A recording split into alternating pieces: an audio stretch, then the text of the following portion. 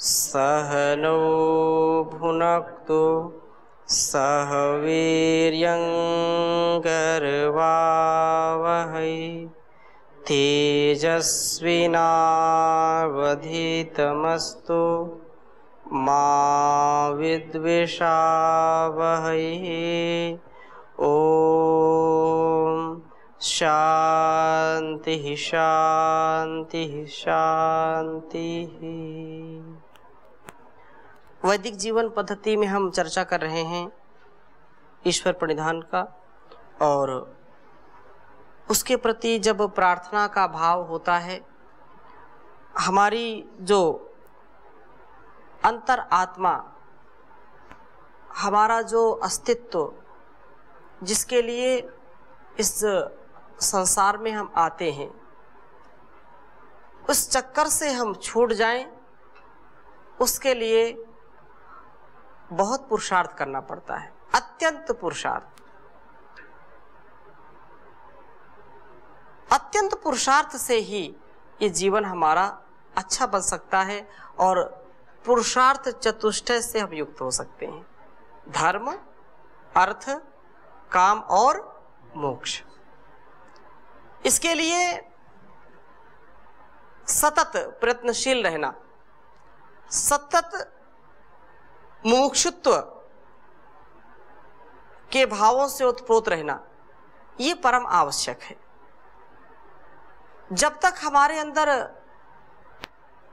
जिज्ञासा नहीं होगी, जब तक पिपासा नहीं होगी, जब तक भूक्षा नहीं होगी, तब तक हम, यदि कोई हमको कोई घुट्टी पिलाता भी है तो हजम नहीं होती है। वो बहुत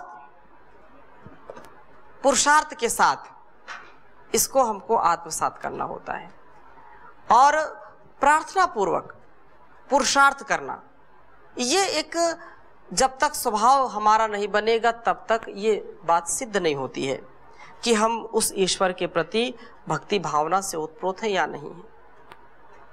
अर्थात कहने का आशय ये है कि जब हम सोचते हैं कि ऐसा करना है, तो जब तक आपके स्वभाव से वो बात छलकती नहीं है, आप उसके लिए उद्यत नहीं होते, आप उसके लिए पुरुषार्थ नहीं करते हैं, आप मनसा वाचा कर्मणा उसके प्रति लगनशील नहीं होते हैं, तो बात नहीं बनेगी। कोई भी बैठा बैठा सोचता रहे कि मुझको दिल्ली जाना है, मुंबई जाना, और वो सफर ना करे, अपने कदम ना बढ़ाए, तो वो बैठा बैठा ही पूरी दुनिया के चक्कर लगा लेगा, लेकिन वो कहीं घूम के आ नहीं सकता। यदि वो सशरीर जाना चाहता है, एक तो मन में ठीक है, मन से कोई बोले कि मन से चलो घुमाते हैं, अब आ गए मद्रास आ गए, अब यहाँ से हमने प्लेन किया और प्लेन में बैठ गए, अब ये आकाश में उड़ते उड़ते गए और ये पहुंच गए मुंबई। मुंबई से हम चलेंगे अब धीरे से प्रयागराज, प्रयागराज पहुंच गए, प्रयागराज से ट्रेन की सफर करते हैं, ट्रेन में जो है टीटी मिल गया, उससे चर्चा की, फिर आगे बढ़ेंगे, सीट में बैठेंगे, अब पहुंच गए दिल्ली। अब दिल्ली से हम अमेरिका का जो है टिकट लेंगे। ऐसे यदि कोई चर्चा करता रहे तो उसको क्या बोलेंगे? उसको बुद्धिमान बोलेंगे क्या? ये केवल मन बहलाने वाली चीज है। जब तक हम सफर नहीं करेंगे, जब तक कदम नहीं बढ़ाएंगे, हमको मंजिल नहीं मिल सकती है। कोई बोलता रहे कितना भी कि आज क्या खाए, बहुत अच्छी खीर बनी थी, उसमें बढ़िया जो है बादाम पिस्ता केसर युक्त बहुत अच्छी खीर, बहुत बढ़िया बनी, अच्छा था। हाँ, आप समझो आपने भी 2 कटोरी खा ली, लड्डू भी खाया, पेड़ा भी खाया, सब कुछ खा लिया, लेकिन डकार नहीं आई। हाँ, ये सारी चीजें जो अव्यवहारिक हैं, अव्यवहारिक का तात्पर्य ठीक है, पर उपदेश कुशल बहु तेरे। दूसरों के उपदेश को सुनना और दूसरों को उपदेश सुनाना बहुत सरल है, उस पर जीना, उसका अमल करना, ये आचरण करने वाले बहुत थोड़े लोग होते हैं। जो आचरण करने वाले होते हैं वही जीवन में कुछ गति प्रगति और कुछ उन्नत उनका जीवन हो पाता है। इतिहास बनाते हैं वो।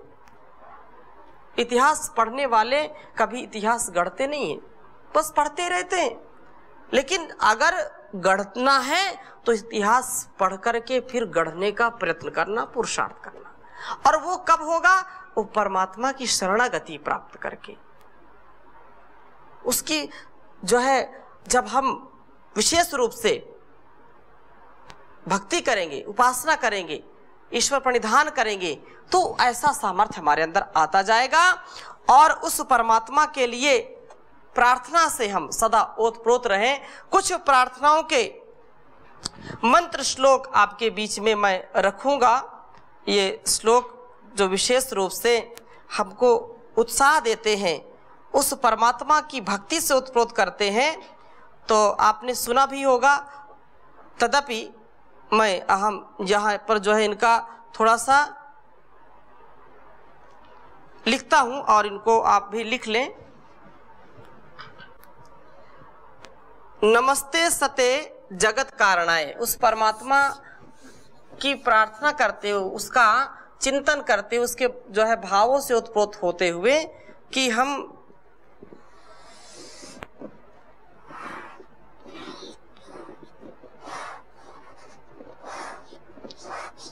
नमस्ते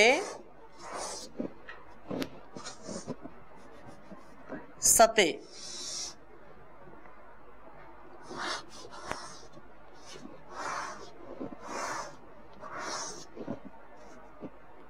नमस्ते सते ते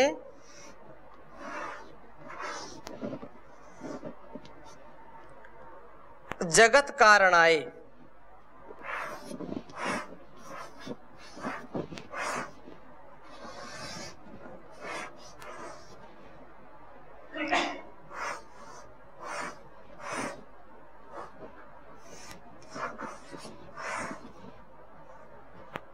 नमस्ते सते ते जगत कारणाय, नमस्ते चिते सर्वलोकाश्रयाय।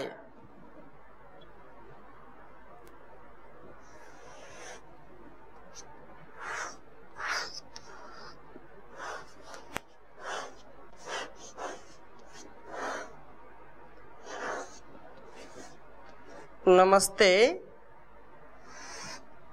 चिते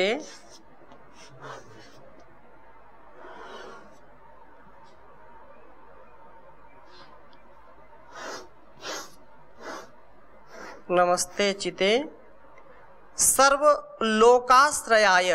सब का लोक का ये आश्रय जो परमपिता परमेश्वर है,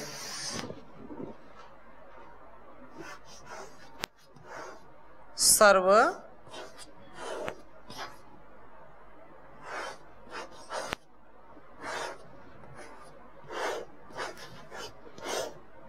लोकाश्रयाय।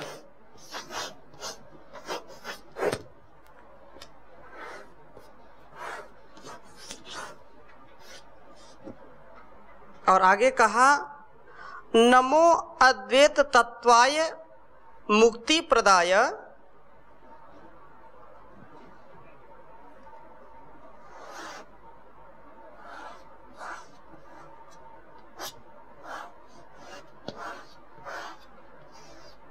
नमो अद्वैत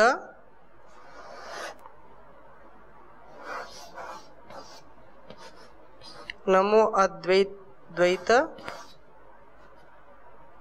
तत्वाय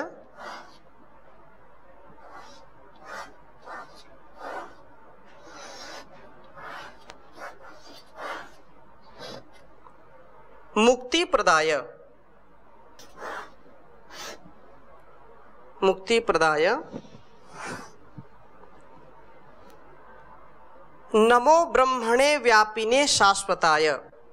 मैं कुछ यहाँ प्रार्थना के जो वाक्य हैं, श्लोक हैं, मंत्र हैं, उनका आपको संकेत कर रहा हूँ। किसी के भी जीवन में ये प्रार्थनाएं यदि आ जाएं तो उसको ये प्रार्थनाएं संबल देती हैं, उसको पल पल उसके जीवन में विशेष सहायता प्रदान करती हैं। इसलिए हमको प्रार्थना से ओतप्रोत रहना चाहिए। प्रार्थना हमारे जीवन का स्वभाव बन जाए। प्रार्थना से हमको हर वस्तु की, व्यक्ति की और स्थान की प्राप्ति हो जाती है जो हमारे मन में होता है। इसलिए उस परम पिता परमेश्वर से प्रार्थना जरूर करनी चाहिए जो सब प्रार्थनाओं का पूरा करने वाला होता है। हम लोक में प्रार्थना करते रहते हैं, थोड़ी सी किसी से सहायता मिल गई तो सदा उसके गुणगान करते रहते हैं, लेकिन उस परमात्मा ने जो सब कुछ हमको दे दिया है, इस जहान को दे दिया है, उसके प्रति हमारा भाव बन नहीं पाता। क्यों? क्योंकि उसके प्रति हम कभी भी चिंतन नहीं करते, भाव नहीं रखते हैं। हमको भाव के साथ, निष्ठा और भक्ति के साथ उसके प्रति कृतज्ञता का भाव रखना चाहिए।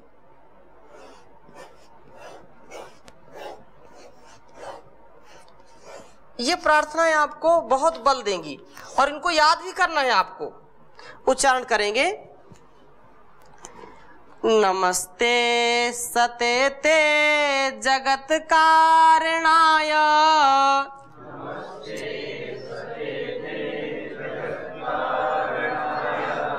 नमस्ते चिते सर्वलोकाश्रयाय,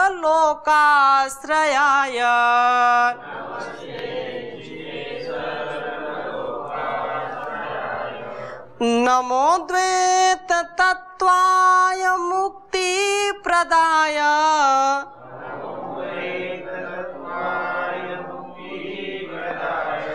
नमो ब्रह्मणे व्यापिने शाश्वताय।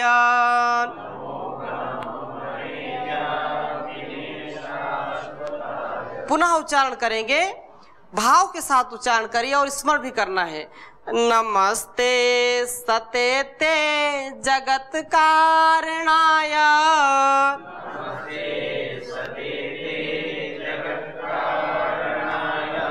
नमस्ते चिते सर्वलोकाश्रयाय,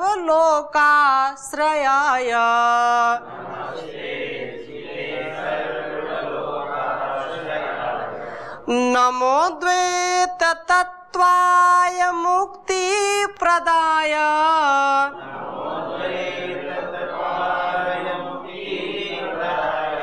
नमो ब्रह्मणे व्यापिने शाश्वताय।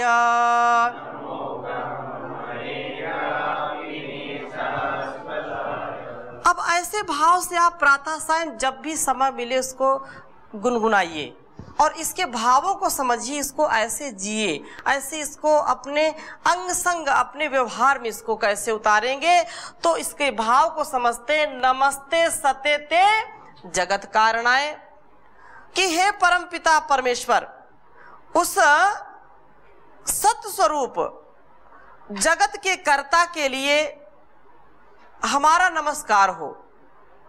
हम उसके प्रति स्तुति करते हैं। णम स्थितो, स्तुति के अर्थ में हम उसके प्रति कृतज्ञता, उसके प्रति आदर भाव से सर्वथा आत्मना, आत्म समर्पण के साथ, श्रद्धा के साथ उसको नमस्कार है हमारा। और जो चित्त स्वरूप सब लोगों के आश्रय को देने वाला है, उस आश्रयदाता, नमस्ते चिते सर्व लोकाश्रयाय, वो सब लोक लोकांतरों का आश्रय है, उसी के आश्रय में सब समाहित है। वो हिरण्यगर्भ है, उसके गर्भ में सारे लोक लोकांतर समाये हुए हैं।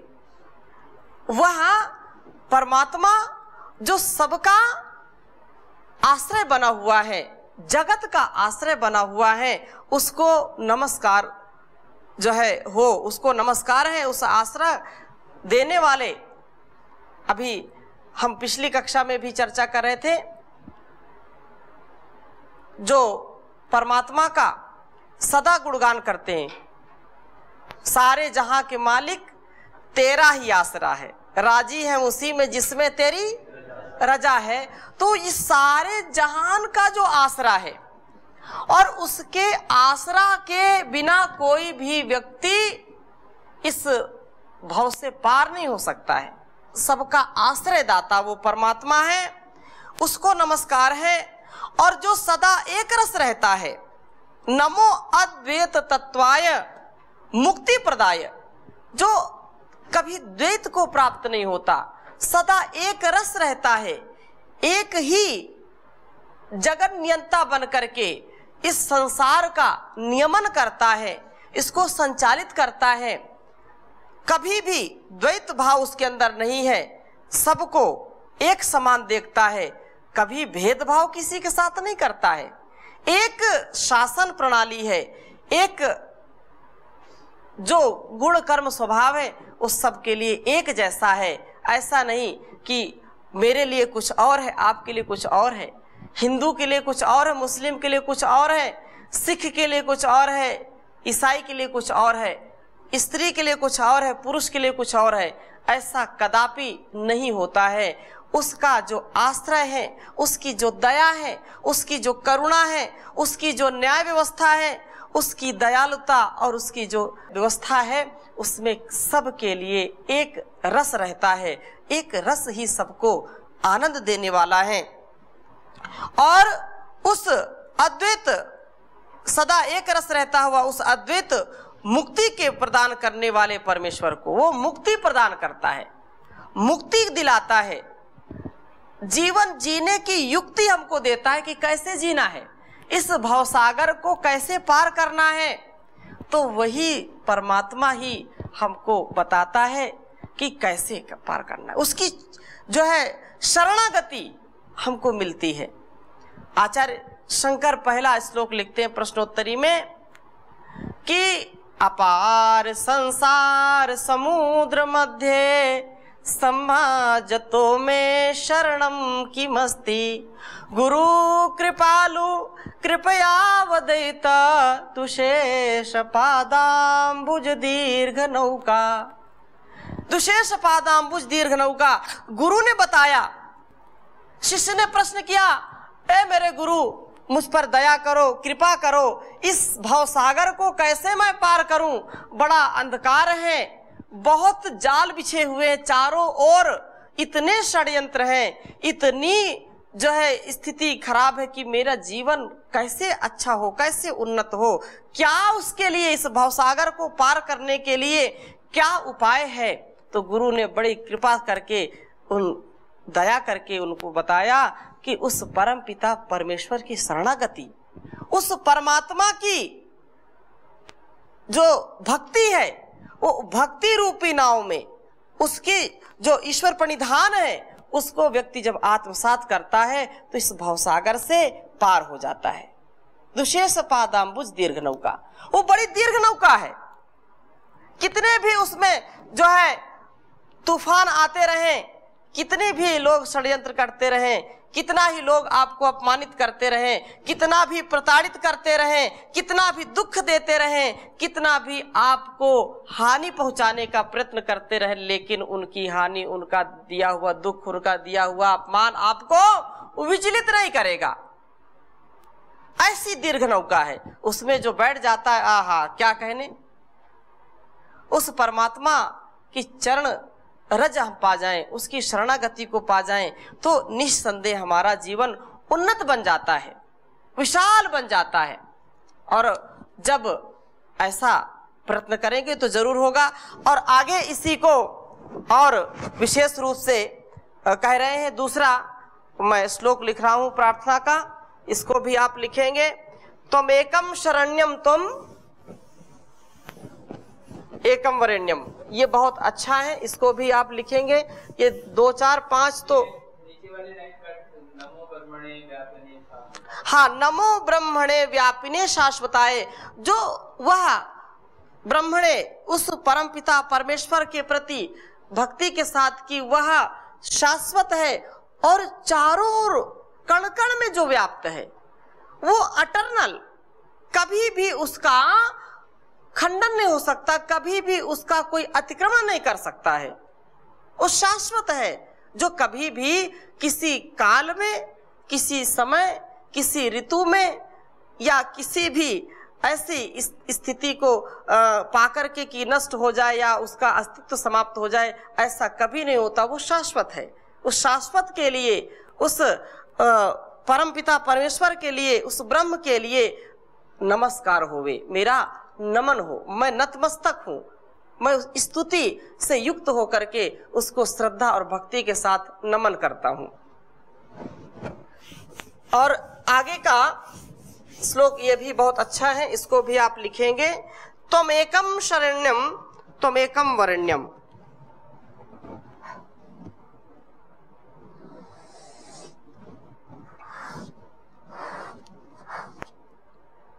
त्वमेकं शरण्यं।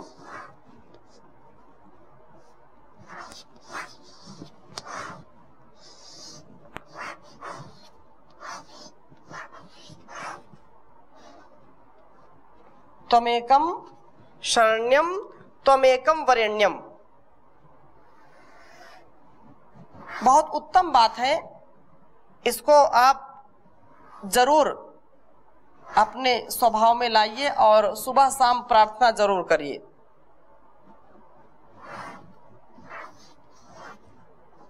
त्वमेकं वरेण्यं।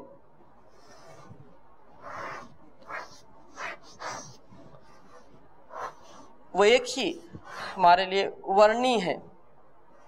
और आगे कह रहे हैं त्वमेकं जगत पालकं स्वप्रकाशम।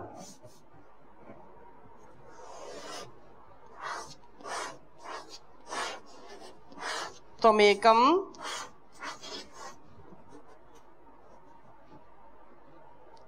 त्वमेकं जगत पालकं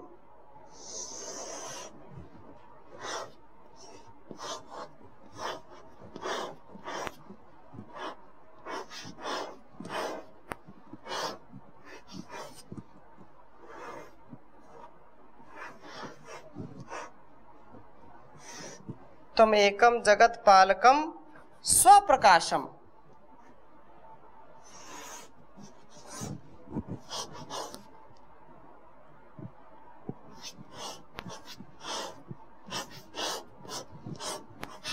स्वप्रकाशम।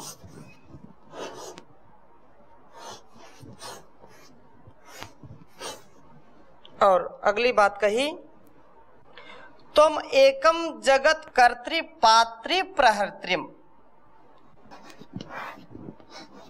तुम एकम जगत कर्तृ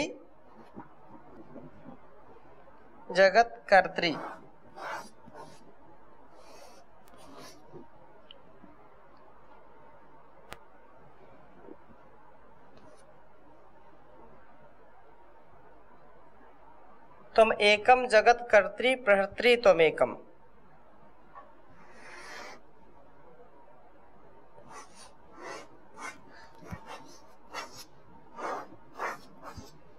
प्रहर्त्री त्वमेकम।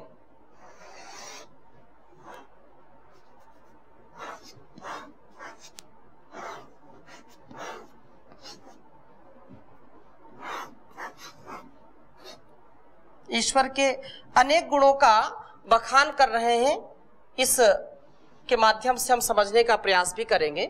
त्वमेकम जगत कर्त्री प्रहर्त्री त्वमेकम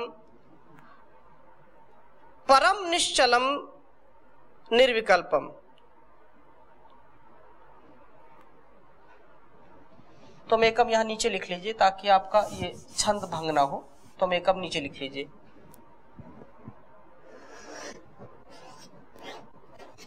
त्वमेकम परम निश्चलम निर्विकल्पम। त्वमेकम परम त्वमेकम परम निश्चलम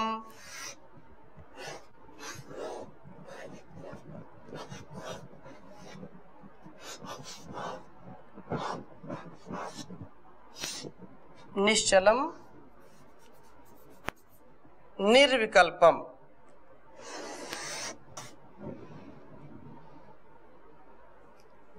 उच्चारण करेंगे। त्वमेकं शरण्यं त्वमेकं वरण्यं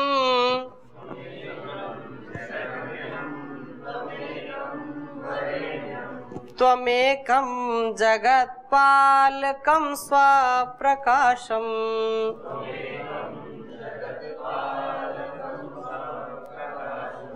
त्वमेकं जगत्कर्त्री प्रहर्त्री त्वमेकं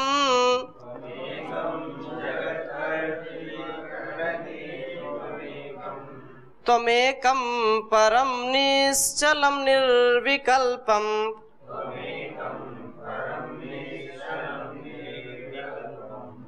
त्वमेकं शरण्यं त्वमेकं वरेण्यं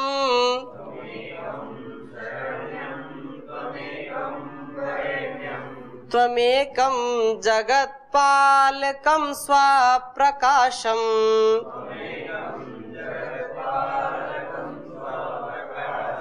त्वमेकं जगत्कर्त्री प्रहर्त्री त्वमेकं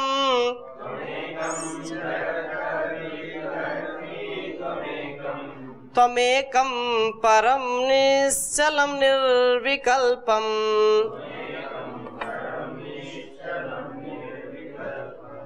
तो त्वमेकम यहाँ पर भी आप नोट कर लीजिए, यहाँ पर कम लग रहा है त्वमेकम, त्वमेकम।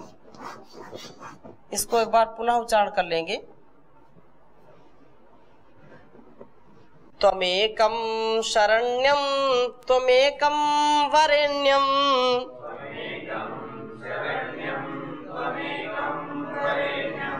त्वमेकं जगत्पालकं स्वप्रकाशम्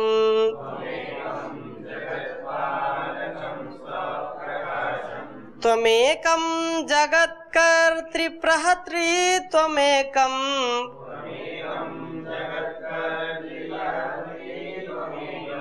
त्वमेकं परं निश्चलं निर्विकल्पम्।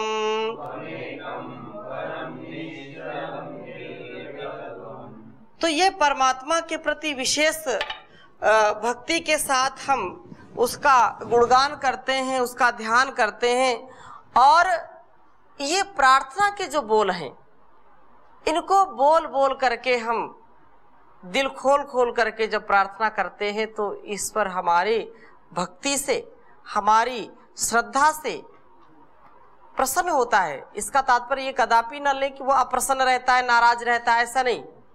वो तो एकरस रहता है, लेकिन वो हमारी ही उससे उन्नति होती है। जब हम इन भावों से ओतप्रोत होते हैं तो मन में ऐसे विचार उठते हैं तो हमारा शरीर जो सकारात्मक ऊर्जा है उससे भरपूर हो जाता है।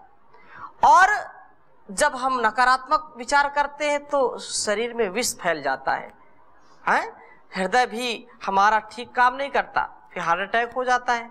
तो इसकी चर्चा हम और अगली कक्षा में करेंगे। अभी यहीं पर विराम देते हैं।